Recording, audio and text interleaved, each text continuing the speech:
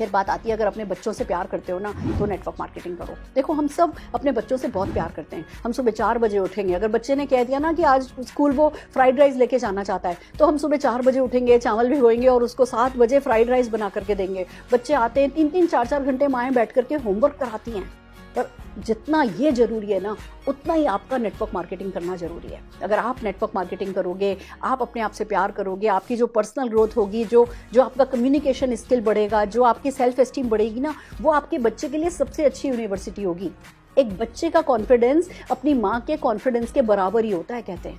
तो अगर आप अपने बच्चों को अच्छे से अच्छे स्कूल में पढ़ाते हो, उनके लिए अच्छे से अच्छे होमवर्क कराते हो, अच्छे से अच्छा उनके लिए खाना बनाते हो ना, ऐसी उनके लिए नेटवर्क मार्केटिंग कर लो।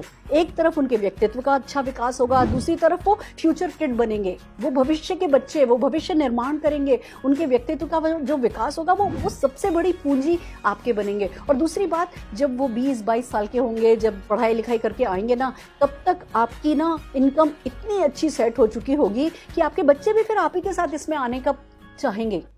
और नहीं भी चाहेंगे तो इनकम तो परमानेंट होती है। यहाँ पे वो इनकम आ रही है, आप चाहे 1 लाख कमा रहे हो, चाहे 10 लाख कमा रहे हो, आपके बच्चा आपके बाद वो पैसों का हक तो रखेगा। तो उसको जीरो से शुरू नहीं करना पड़ेगा। ऐसा दिन आपकी ज़िंदगी में कभी नहीं आएगा कि बेल बजी, टिंग टोंग, आपने जाके दरवाज़ा खोला और फिर बच्चे से पूछा बेटा नौकरी लगी, और वो मायूस होकर के घर में आ गया, नहीं मम्मी नहीं लगी, और आप अपने कमरे में बैठ करके रो रहे हो। ऐसा दिन कभी नहीं आएगा। आपका बच्चा कोई नौकरी करना चाहेगा तो करेगा, नहीं तो आपका बिजनेस तो सेट का सेट आप उसको दे ही सकते हो।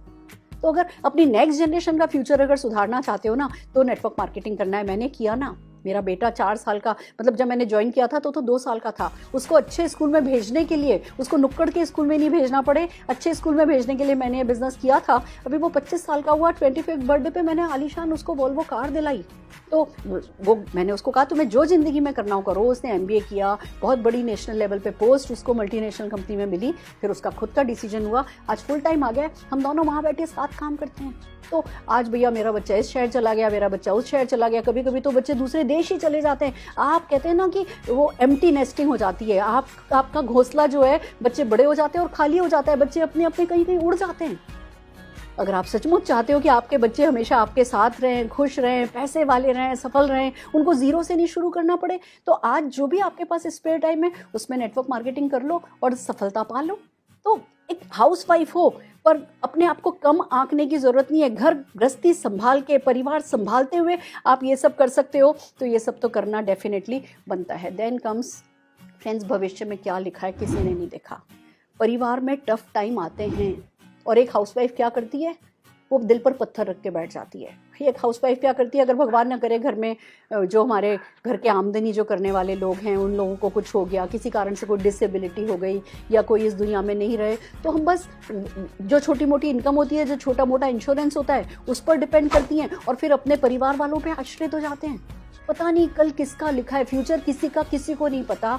आपको अपने आप को टफ टाइम्स के लिए रेडी करना है। भगवान ना करे किसी पर कोई मुसीबत आए, पर एक बात सोच करके देखो कि अगर आज आपके पास एक फोन आता है कि आपके परिवार के किसी व्यक्ति का एक्सीडेंट हुआ है, हॉस्पिटल पहुंचो, आप हॉस्पिटल जाते हो और वो कहते हैं जी 5 लाख रुपया जमा कराओ। रिश्तेदारों की लिस्ट बनाओ कि कौन है जो 5 लाख रुपया लेकर के आ जाएगा, या कौन कौन लोग हैं 5 जो 1-1 लाख रुपया लेकर के आ जाएंगे। मुश्किल है, लिस्ट में 2-4 नाम लिखना भी मुश्किल है। जब परिवार पे कोई भी जरूरत पड़ती है ना, तो आप ही को सब कुछ संभालना पड़ता है। तो वो अच्छे बुरे दिनों के जिम्मेवार जब हम ही हैं और हमें ही निभानी है, तो फिर किसी और के सुने बिना ये नेटवर्क मार्केटिंग करके, part time extra income generate करके अपने आप को फ्यूचर सिक्योर कर लो ना। मैंने ये ही किया फ्रेंड्स। तब मुझे कुछ नहीं पता था मेरे भविष्य में क्या होगा, पर बस ये बिजनेस आया, पता चला एक्स्ट्रा इनकम मिलती है, सिक्योर्ड इनकम मिलती है, इनकम परमानेंट हो जाती है। पार्ट टाइम में घर गृहस्थी संभालते संभालते मैं ये बिजनेस करती चली गई। 2005 में मेरे हस्बैंड को सडनली ब्रेन हेमरेज हुआ। कोई कुछ नहीं कर सकता था, लेकर के हॉस्पिटल चले गए। 3 महीने तक वो हॉस्पिटलाइज रहे। रोज मैं वहीं बैठी रहती थी, एक अनाउंसमेंट होता था, अटेंडेंट अरुण भार्गव रिसेप्शन पे आइए। मैं काउंटर पे जाती थी, 2 लाख जमा कराइए, 4 लाख जमा कराइए, 5 लाख जमा कराइए।